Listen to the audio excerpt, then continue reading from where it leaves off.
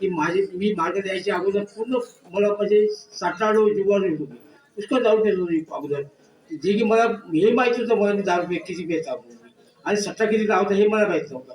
मग ते धीरे धीरे मग आमच्याकडे असं चालू होतं. तर मी माझ्याकडे आपले कार्यकर्ता आलते हे आपले साकोरेजी.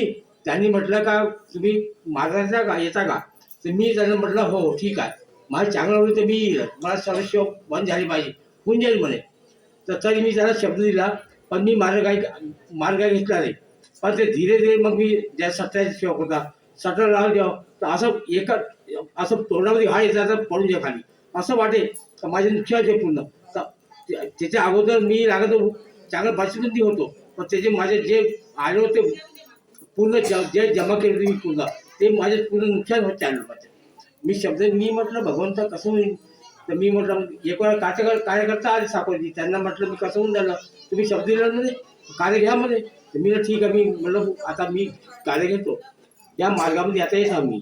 तर तेव्हापासून मी जे माझ्याकडे पोथीपुराण होतं पूर्ण सत्याचे हे ते पूर्ण जाळजूळ करून अलग केलं मी आपल्या मार्गावर. तेव्हापासून मी सुखी समाधान माझ्याकडे संपत नाही. इतकं बोलून मी आपल्या मानलेल्या विराम दिले. सर्वांना माझ्या नमस्कार.